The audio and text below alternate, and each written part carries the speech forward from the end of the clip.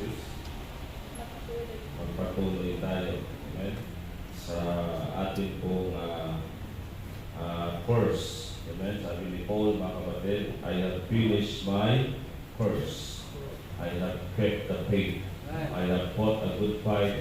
I have finished my course. I have kept the faith. So, tayo po ay mag-aral ng salita ng Diyos. Buksan po natin ang ating mga Bibles sa 1 Corinthians chapter 11 and verse 1. Ang mensahe po natin ngayon is about the fallen attitude in the ministry. Okay? The fallen attitude in the ministry. So, ito po ang right attitude, mga kapatid. Dahil meron pong pattern na binigay ang Diyos sa atin na susundan po natin, mga kapatid. Amen? Sabi po ni Apostle Paul sa sulat niya sa mga taga-Corinth, okay, dito po sa 1 Corinthians chapter 11 verse 1, are you there? Amen. Be ye followers of me, even as I also am of Christ. Amen. Okay, pagpalain ng Diyos ang kanyang salita. So ngayon, mga kapatid, ano ho? Ang mensahe ito, okay, ito po ay patungkol na po sa mga mananampalataya na, sa mga naligtas na sa biyaya ng Diyos.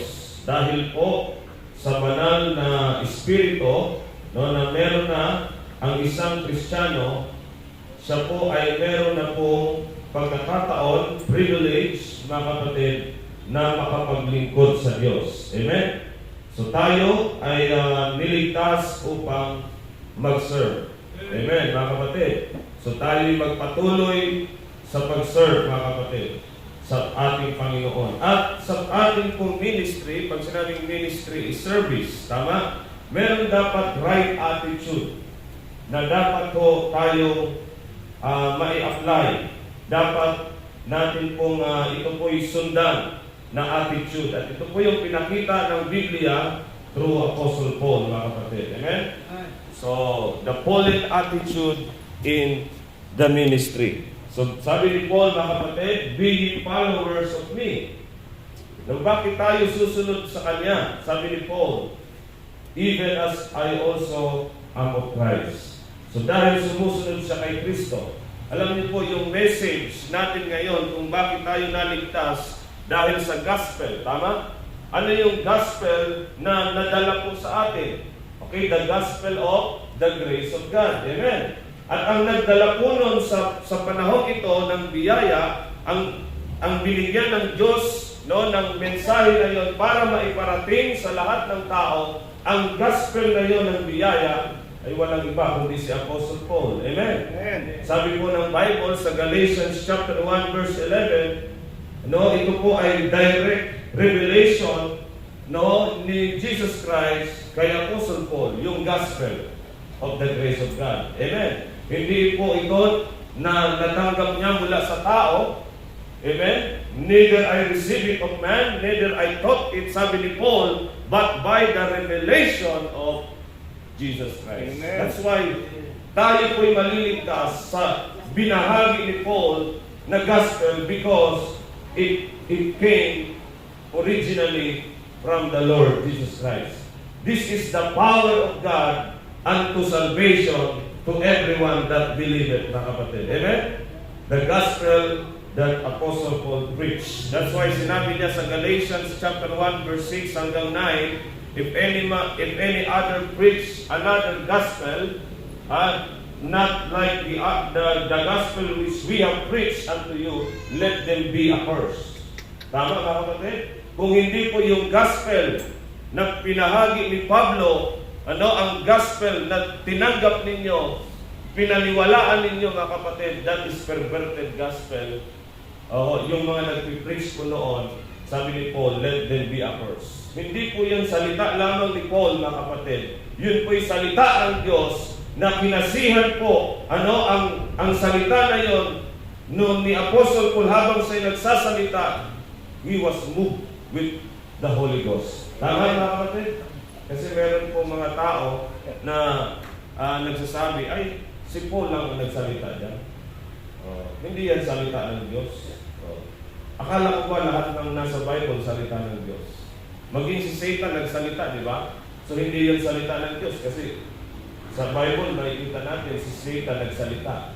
Nasaan sa Bible? Genesis chapter 3, di ba? Nagsalita si Satan. Yea, hath God said. Salita ba yan ng Diyos? Salita yun ni Satan, pero nakalagay sa Biblia. At sabi ng Bible, all Scripture is given by inspiration of God. Amen? So, ibig sabihin, pinahintulukan nyo ng Diyos mailagay sa kanyang Scripture at naisama na rin yun sa salita ng Diyos.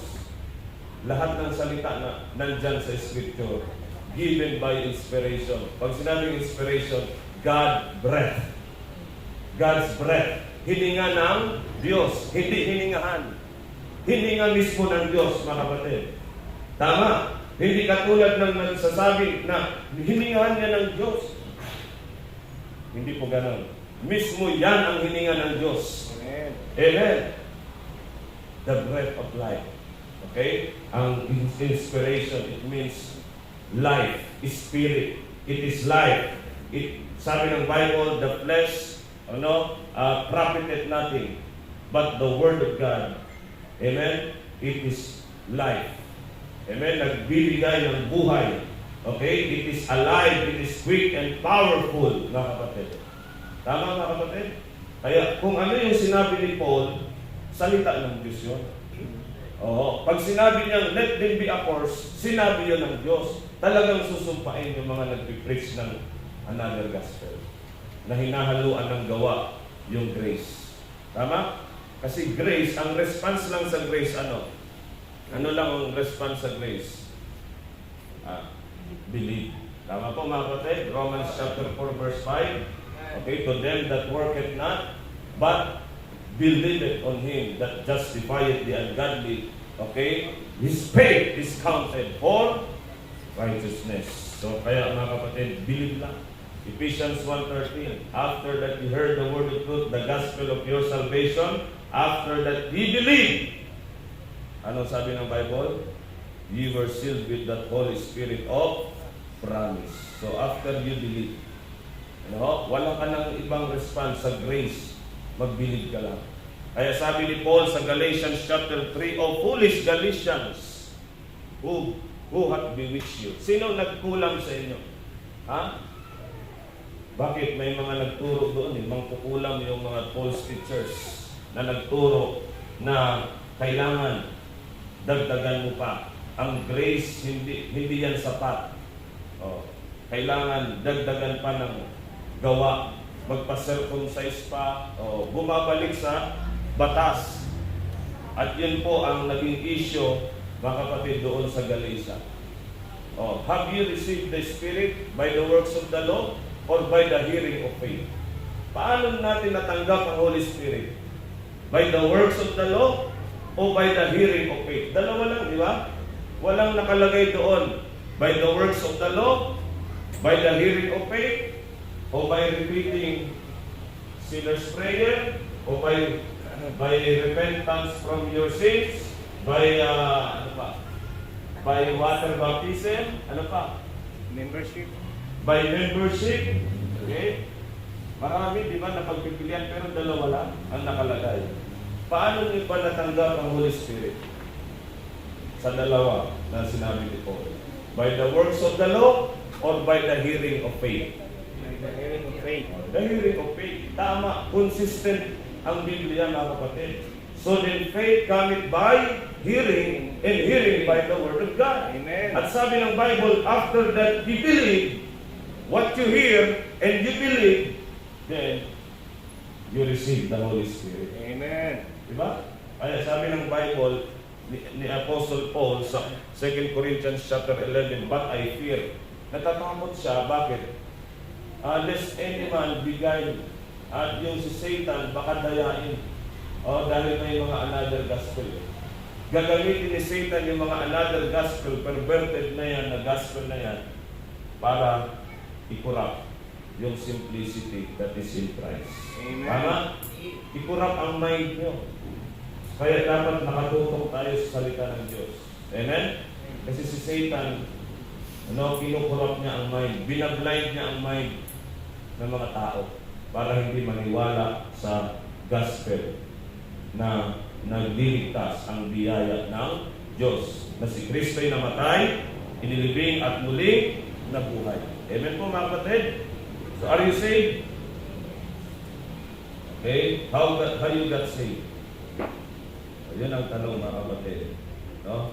Kasi maraming nagsisimba, nasa simbahan, hindi ibig sabihin na faithful kang nag-church ay saved ka.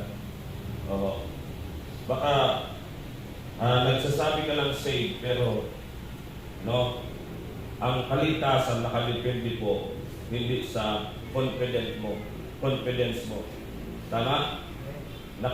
Ang kaligtasan nakadepende sa object ng paniniwala mo. Amen. Amen. Kung saan nakapatong ang pananampalataya mo. Kaya ang tanong ko sa iyo, anong gospel ang nagligtas sa iyo? Amen. Yan ang tanong mga kapatid. Anong mabuting balita ang nagligtas sa iyo? So kaya kahit sino ang haharapin mo, okay, pag nag-claim siya, ako Christian, ako matagal na. Ako member na ako dito sa Baptist. Oo. Hindi yun ang tanong. Okay? Kasi ang pagiging member, hindi yan ang way ng kaligtasan. Tama?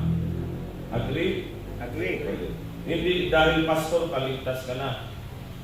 Tama? Okay? Ang kaligtasan, nakadepende po kung may Holy Spirit ka. Sabi ng Bible, kung wala kang Holy Spirit, wala ka kay Kristo. Okay? Wala ka sa Kanya. Amen? So, ang patunay na ang tao ay ligtas, may Holy Spirit. Kaya ang tanong, paano mo natanggap ang Holy Spirit? Yun. So, ano yung gospel para matanggap mo ang Holy Spirit?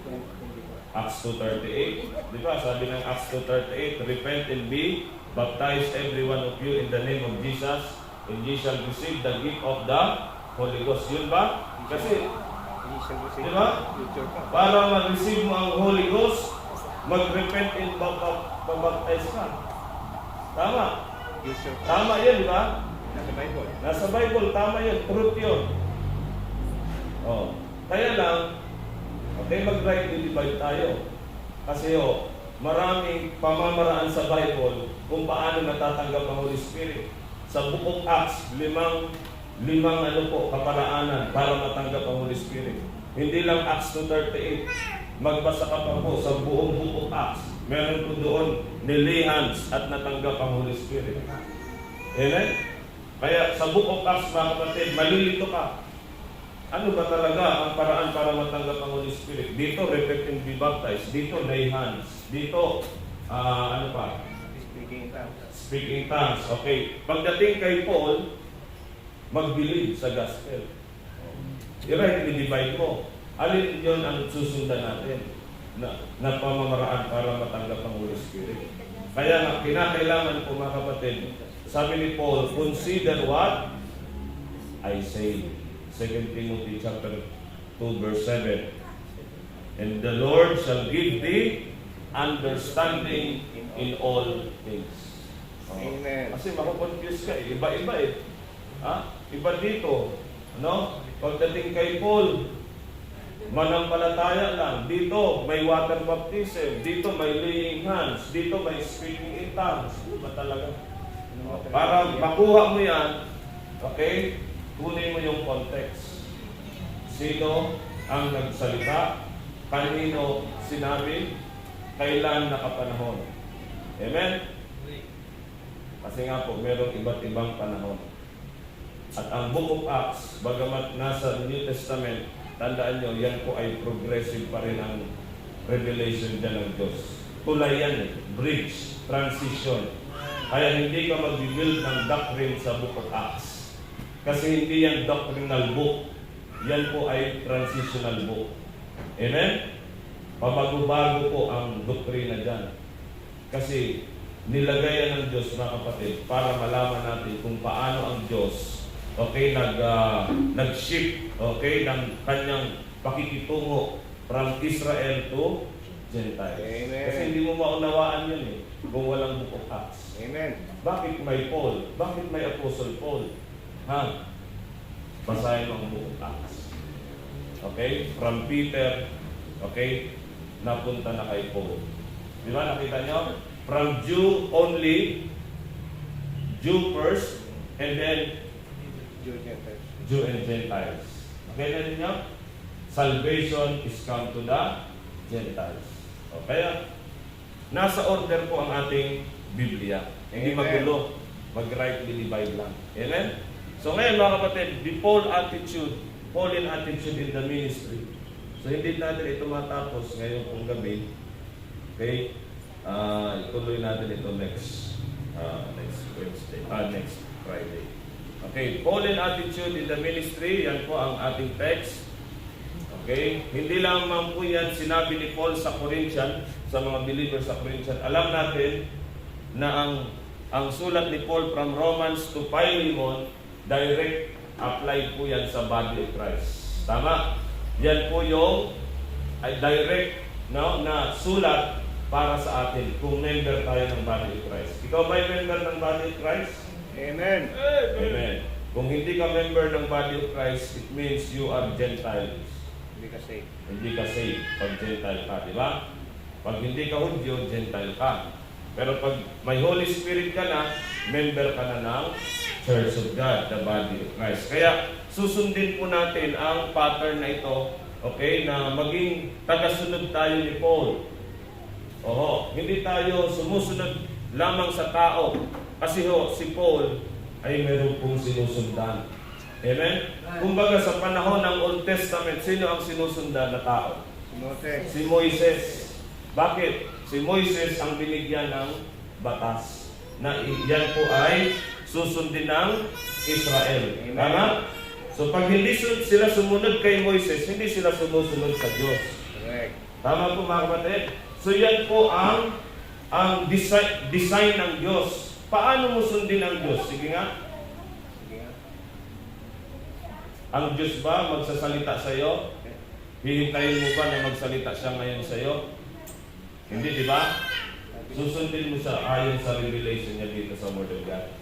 At sa panahon natin ngayon, ang revelation ng Diyos para sa dispensation of grace, yun po yung mystery, revelation of the mystery na binigay ng Diyos kay Apostle Paul. Amen? Okay mo, mga kapatid? Ito yung final authority natin. Hindi tayo by feelings, hindi tayo by sight. We walk by faith, not by sight. So, we follow Paul because Paul followed the Lord Jesus Christ. Amen. The Apostle Paul is not just a preacher of grace.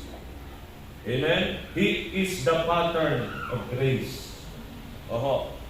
Sabi ng 1 Timothy 1:16, alam niyo po ba na si Paul, before he was become a believer of Jesus Christ, he was injurious, blasphemer, persecutor, mga kapatid. Amen? Pinipersecute niya yung Church of God. Tama? Pero nung nakaranas siya ng grace, mga kapatid, sabi niya, Christ Jesus came into the world to save sinners, of whom I am chief. Sino pa dito ang mas magiging worse kay Apostle Paul? Nasasabihin mo, ay, mas malala pa ako kay Paul. Sabi ni Paul, ako na yung pinuno ng makasalanan. Pero naranasan ko yung biyaya ng Diyos. Amen? Naligtas ako because of God's grace. In this dispensation, mga kapatid, the true attitude in ministry is not learned from the prophets. Ang prophets, mga kapatid, para sa Israel yan. Amen. May matutunan tayo, sabi ng Bible, written aforetime for our learning. Tama?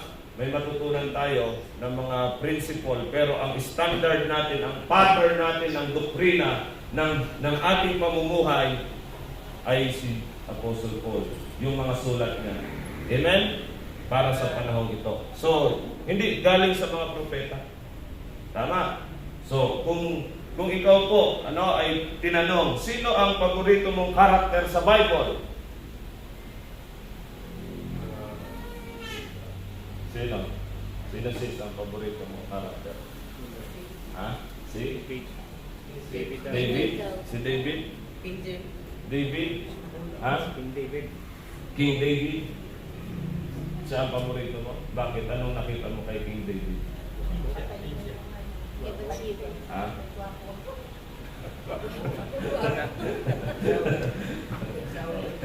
Babaero si David, ha? Kahit guwapo. Si Solomon, ayaw mo. Mas maganda yun, si Solomon. Okay? So, ang kanilang buhay, may mga karakter sila na magaganda. Yun ang kukupyahin natin. Pero yung mga tinuturo nila, tama? Yung mga doktrina na nireveal ng Diyos sa kanila, hindi yun para sa atin. Amen?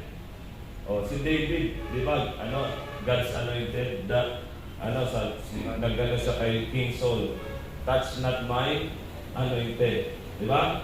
So, kaya yung mga pastor, paborito din nila si David. Kasi gusto nila lang maging hari din sila. Kaya magiging anointed sila. Sasabihin nila sa member, touch not God's anointed. Okay? Sa dispensation of grace, mga kapatid, pantay-pantay po tayo. Oo. Ang body of Christ, wala pong na special. Lahat tayo anointed ng Diyos. We are called ambassador for Christ. Amen? Okay? Lahat po tayo. Pantay-pantay sa member. So, sa member ng body of Christ, walang mas malaking privilege. Walang mas malaking blessing. Pare-parehas tayo ng pagpapala, spiritual blessings in Christ. Amen. Pare-parehas tayo ng posisyon, mga kapatid. Dahil yun sa biyaya ng Diyos, mga kapatid. Amen?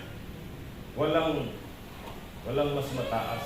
Binigyan lang po ng ministry. Okay? Yung for example, mga kapatid, sa local church, may gift. Oho. May nag-desire na gusto niya magturo. May nag-desire na gusto niya magpastor.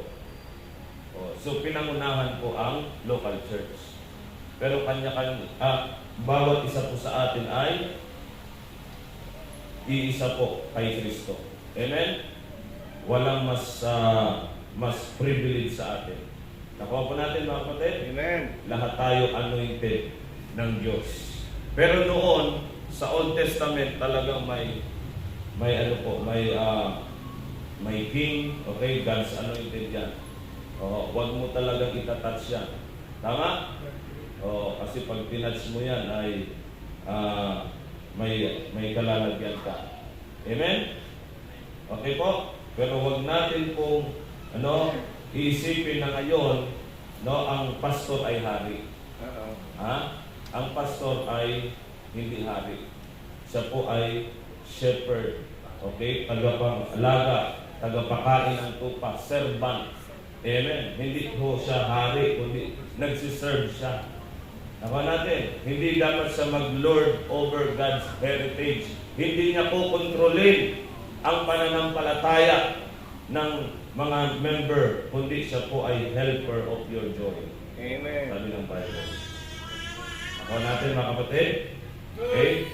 So, walang masama na sabi ng Bible, di ba? Sa Timothy, na the elders, is counted worthy of double salary. Sabi ng iba, ang double honor, dapat doble ang sweldo. Di ba? Sa ibang mga simbahan, magkano brad ang sweldo mo? Ang may mga pinakamataas na sweldo dito sa church na ito, dapat ang sweldo ng pinakamataas, doble dapat ang sweldo. Kasi double honor. Yan ang interpretation nila doon, ha? Pero ang double honor, mga kapatid, yun balik siya po ay naging servant siya. Di ba ang ino-honor ng Diyos yung nagsiserve? Di ba?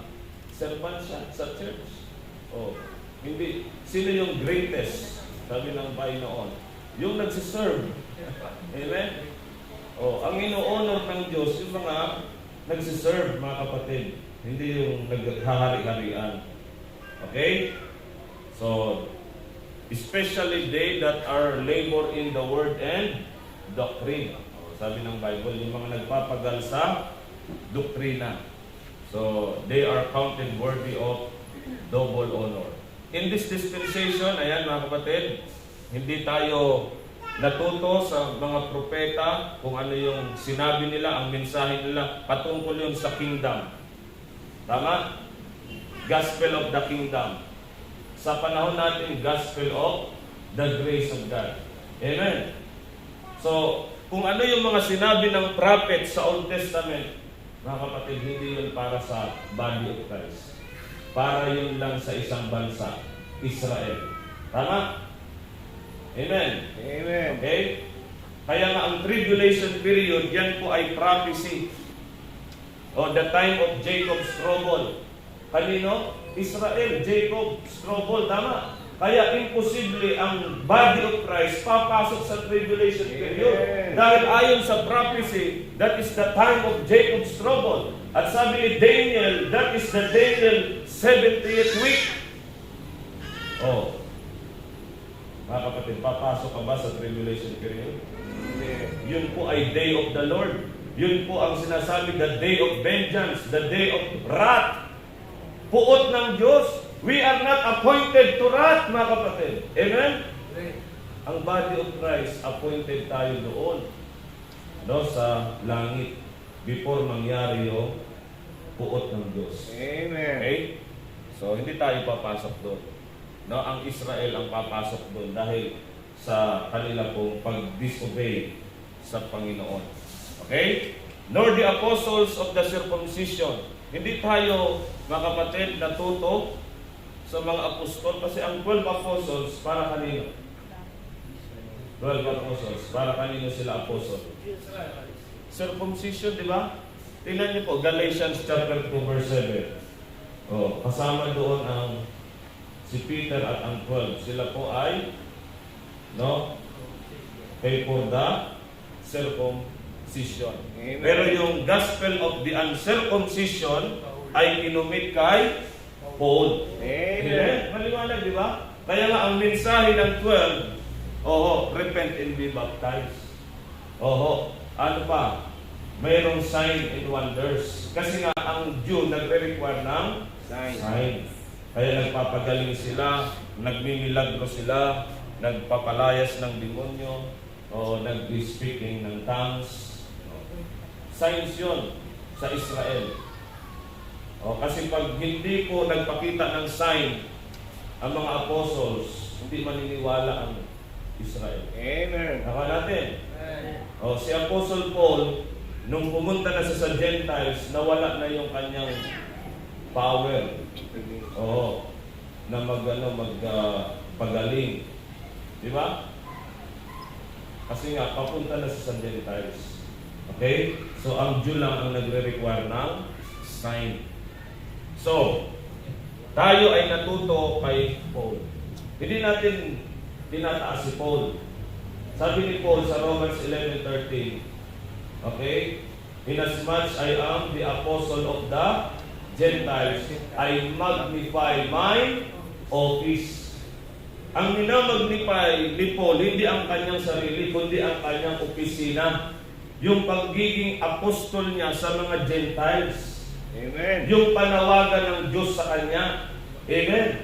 Kaya yun ang minamagnify natin. Kasi si Paul ang pumili sa kanya, si Jesus Christ ang tagapagligtas natin. Amen. Ang master natin, ang head ng body, na siya dapat ang masusunod, ang head. At binigyan po tayo ng instruction na binigay muna ito kay Paul. Amen. At ibinasa po sa body of Christ. Amen. Kaya nga, sabi ni Paul, follow me. Be ye followers of me. Maging masunurin kayo sa akin. Kasi ang kausap niya, body of Christ. Kayo ba'y body of Christ? O Israel? Body of Christ. Kaya, susunod tayo sa instruction ng Diyos po to the body of Christ. Okay, so dito na po, the apostle to the Gentiles. Yan. His life was marked by faithfulness, humility, and suffering, yet all in the joy of the Lord Jesus Christ. In this message, let us learn 7. Okay, isa lang po ang ibibigay natin, ano ho? Para po hindi tayo gabihin ng masyado. Tama? Parang gusto niyo yata yung 7 kasi hindi kayo nag-amen. Gusto niyo po ba na matapos ang 7, aabutin tayo ng alas 12? Kasi si Paul, pag sinundan natin hanggang alas 12 siya mag-preach. Oo. Biblical yun. Biblical. Sabi ni Paul, be followers of me. Mahaba siya mag-preach. Kaya nga nakatulog sino yung nakatulog? Ha? Si Eutychus. Kasi pag nag-preach si Paul, 7 points may mga sub-points pa. Pero ngayon, isa lang po. Ano? Kasi para makauwi pa yung mga malalayo. Ano? Okay? So, huwag niyo munang tutulugan, ha? Okay? Okay, so, isang puntos lang ito. Okay? Okay, ito na. A passionate heart for the gospel. Dapat ang attitude natin sa ministry, katulad ng attitude ni Paul, meron siyang puso sa gospel. Yung heart niya, passionate sa gospel. Amen? Sino po ang agree? Nabasa niyo sa Bible kung paano po si Paul naging passionate para sa gospel. Tama? Passion niya. Kaya nga sabi niya, let them be accursed.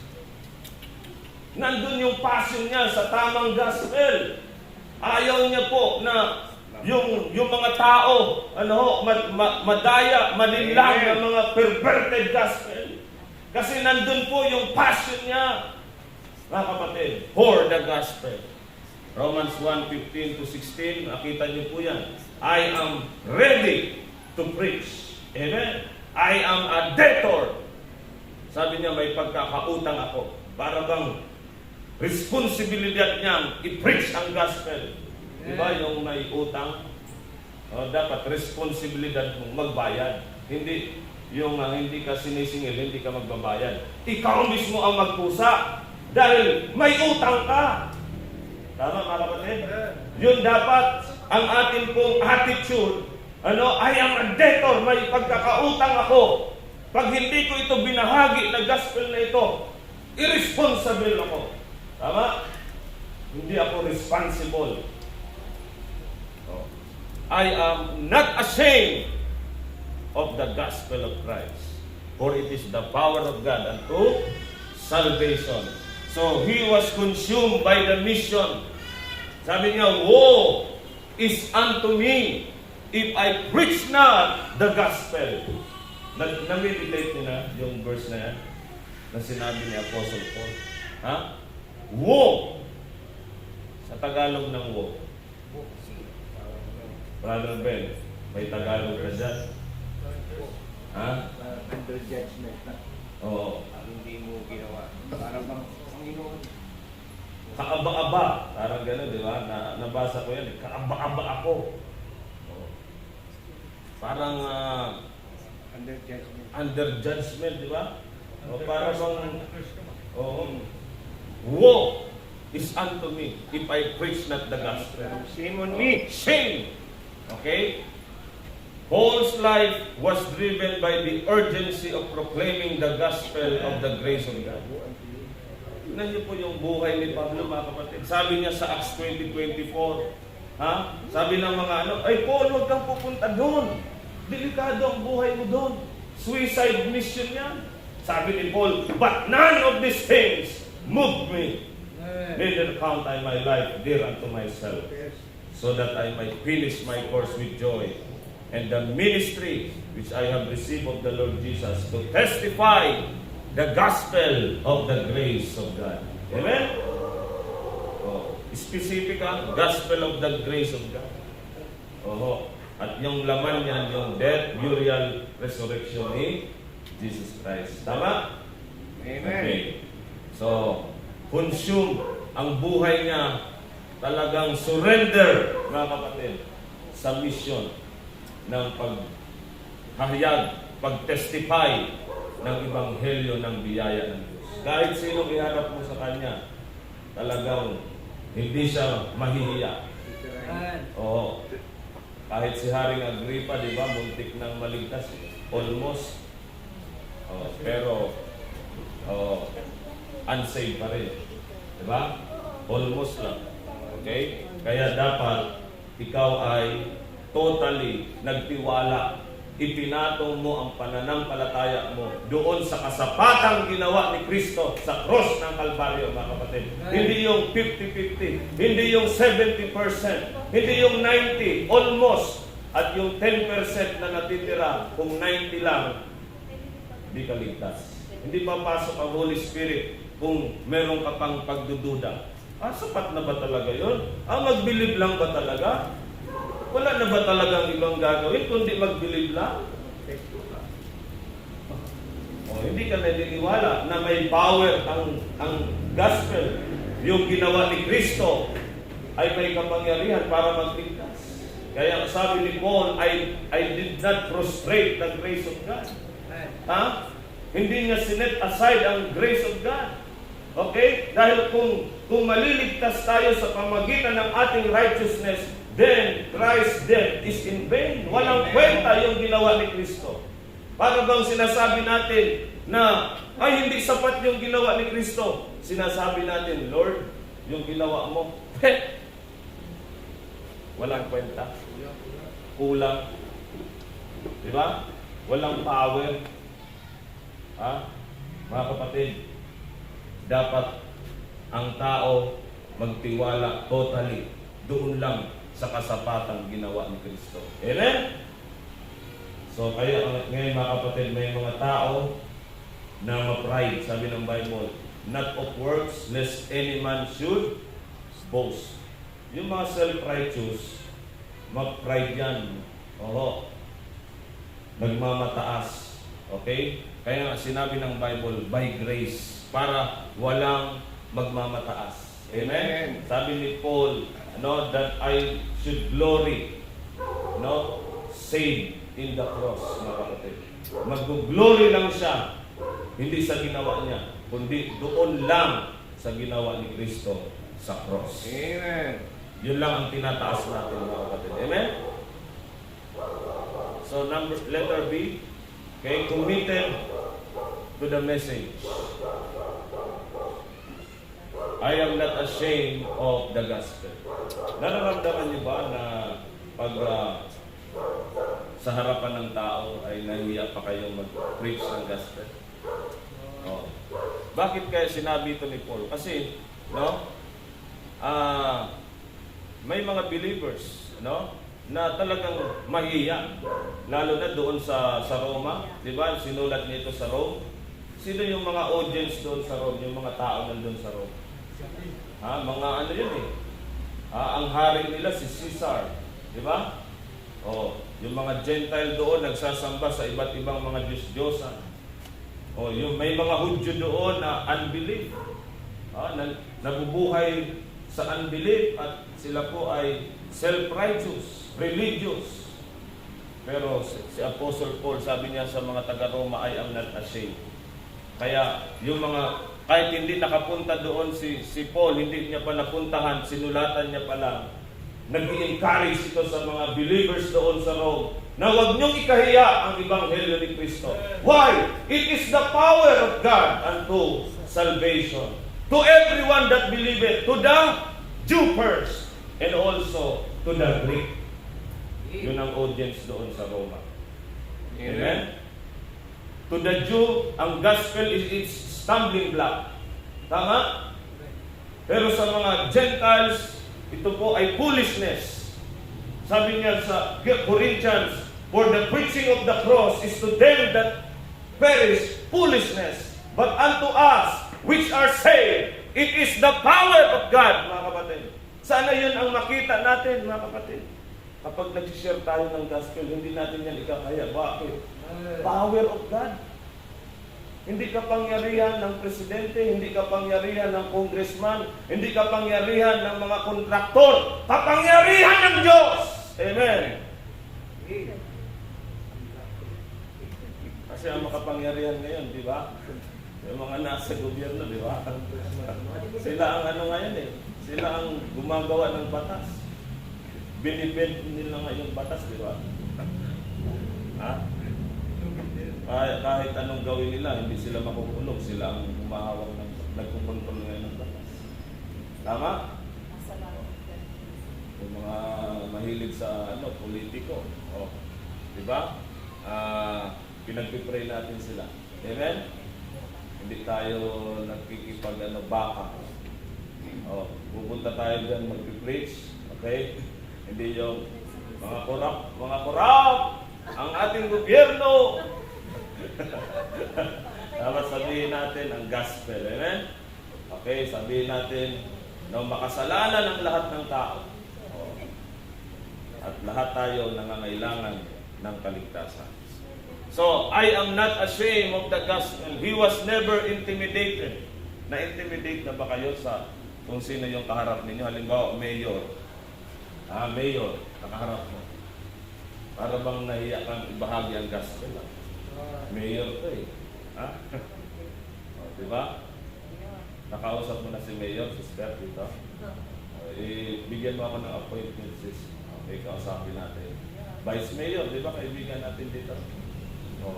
Dapat mga kapatid, kahit yan po ay nasa katungkulan, may pinag-aralan, kinikilala sa community, sa lipunan, huwag tayo ma-intimidate. Amen? Bakit? Bakit tayo ma-intimidate? Ang tingin dapat natin sa kanya, okay, patay, spiritual. Di ba? Patay yan, spiritual. At ang taong unbeliever, mga kapatid, sabi ng Bible, ang spirit na nag-work sa kanya is children of disobedience. Ang position niya, okay, lumalakad siya according to the prince of the power of the air. Ang sinusunod niya si Satanas. Nasa kadiliman siya. Tapos itatago natin ang gospel sa kanya, mga kapatid. Huwag nating tingnan ang panlabas niya. Ang tingnan po natin yung kalagayan ng kanyang kaluluwa. Amen. Kapag yun ang nakita natin, mga kapatid, may kita nyo, kawawa ang tao. Kawawa yan. Kahit mapera yan, ang gaganda ng sasakyan. Kawawa yan. Para silang zombie. Ang katawan buhay. Pero ang kaluluwa nila, espiritu nila patay. Naglalakad sila na patay. So huwag tayong ma-intimidate, mga kapatid. Na-reject ka? Baka i-reject ako na. Pag sinare ko ito, baka i-reject lang ako eh. Hindi ganun, mga kapatid. Amen? So lahat po tayo nakakaramdam ng ganyan. Pero pag lumalago na tayo spiritual, nakikita na natin ang kahalagahan ng gospel. Amen? Ito talaga ang power of God unto salvation. Na magbibigay talaga ng pag-asa sa tao. Hindi ka na ma-intimidate kahit sino kaharap mo. Kahit sino. Noon po, nung ako po ay sa college, nung pinagsasalita po kami sa stage, meron kaming subject na speech, magsasalita sa maraming tao sa harap, sa stage. Ikaw lang ang makikita sa unahan magsasalita. So, mga kapatid, nakakahiya, di ba? Na humarap sa maraming tao. Doon nga sa sa classroom, mag-report ka lang ng pinapa-report sa iyo. Naalala ko nung magre-report na ako noon, kinakabahan ako. Hindi ko na alam ang gagawin ko, ako na yung susunod na magre-report. Siyempre, dahil sa kaba mo, okay, hahawakan mo lang yung sinulat mo doon, tapos, okay, hindi mo ipapakita sa ang mukha mo sa sobrang kaba. Di ba? Pero halata kasi yung kamay mo naman nanginginig. Ganyan. Nanginginig, pati yung tuhod nanginginig. Tapos, pati boses nanginginig, tapos maluluha na. Sa sobrang hiya. Di ba? Yung mga tao, nakatulala, ano nangyayari sa kanya?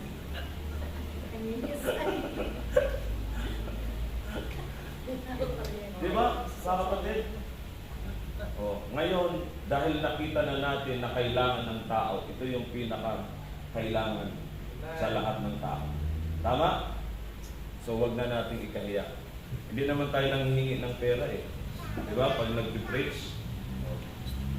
Kaya, wag natin ikahiya ang gospel. Persecution, may mga usig, di ba? At merong mga magre-ridicule. May mamak, may tatawa dyan, mga kapatid. Tatawanan ka. Pero okay lang po yun, mga kapatid. Okay? Dahil hindi nila alam ang kanilang ginagawa. Okay? So, centered on the Master, the gospel of Christ. It wasn't about Paul's name, mga kapatid, but Christ's finished work. Amen. Sinong nire-reject nila kung hindi kanila pakinggan? Yung ginawa ni Kristo. Sinong lugi? Nireject mo ang buhay na walang hanggan? Nireject nila ang libreng kaligtasan? Sa eternity, mai-enjoy nila kung maniniwala lang sila? Diba? Sabihin mo, libre! Libre! Yun muna. Maraming ano yan. Makukuha mo yung attention. Ano yung libre? Libreng gospel lang po. Babasahin. Kala ko pa naman, may libreng ayuda. Diba? Pero, mga kapatid, ang tao, kailangan na maliwanagan sila sa tamang gospel, mga kapatid. Ito ang pinaka-importante. Si Kristo ang sentro ng ating pangangarap, ng gospel na ating pinapangarap. Hindi sa pangalan natin, kundi sa finished work ni Kristo. So, ito po yung last na, mga kapatid, sa number 1. Paul's passion was not for Israel's kingdom gospel, but for the mystery gospel revealed from heaven. Amen. Special po yan na-revealed ng Panginoon Jesus sa Kanya. Galatians 1:11-12. Hindi yan yung kingdom gospel na literal, earthly, na para po sa bansang Israel. Amen. Amen? Hindi po natin ipipreach, repent, for the kingdom of heaven is at hand. Hindi po ganon. Amen? Mali yun. Kingdom gospel yun. Okay? Dapat ministry of reconciliation. Ano po yun? The gospel of the grace of God. Okay? I hope na meron po tayo natutunan na isang attitude, okay, in the ministry. Tayo po ito ngayon lahat, mga kapatid. Let's pray, Lord. Thank you po sa salita po ninyo. Tulungan niyo po kami, Panginoon, sa aming attitude sa inyong ministry na pinagkatiwala sa amin. Nawa maging followers kami ni Apostle Paul, na siya naman po ay nakapalo po sa inyo, ang aming head, ang aming master, at kayo lamang po ang karapat-dapat na masunod namin sa buhay na ito, Panginoon. At ang aming buhay magamit, Panginoon, makonsume sa misyon ng pagbabahagi ng gospel na sapagkat ito ang pinakamahalagang gawain, Panginoon, sa mundong ito. Lord, may mga business, may mga trabaho kami, pero Panginoon, kung hindi po kami nakikipag-cooperate sa business ninyo ng pagliligtas ng kaluluwa, walang saysay, Panginoon, yung mga trabaho na pinagkatiwala mo sa amin. Lord, sana po yung trabaho namin, mga ginagawa namin sa mundong ito na temporary, ay ito po ay angkop din namin sa gawain po ninyo. Sa pamagitan po ng pagsuporta, panalangin, pakikipag-cooperate sa gawain ng pag-evangelize sa mga kaluluwa na nasa paligid namin. Tulungan niyo po kami na maging faithful, Panginoon, maging kami po ay passionate para sa gospel, Panginoon. At tingnan po namin ang kalagayan ng mga tao, walang kaligtasan. Sila po ay nakakaawa, sila po ay napapahamak, Panginoon, nasa kadiliman, nasa kamay ni Satanas, at sila po ay patay spiritual, at sila po, Panginoon, walang pag-asa. Kailangan nila ang inyong mabuting balita, Panginoon. Gamitin niyo kami instrumento, Panginoon, maging ambassador kami ni Kristo na matapat na nagbabahagi ng Ebanghelyo ng iyong biyaya. Sa gabi ito, ingatan mo kami sa mga uwi pa sa malayo, ingatan mo sila sa daan sa kanilang pagbiyahe. Bigyan sila ng kalakasan sa pagpapay. Ito po aming dalangin sa pangalan ni Jesus. Amen. Amen. Amen.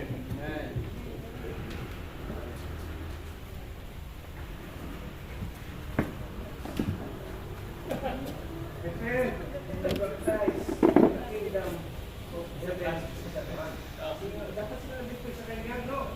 Dapat sila, no?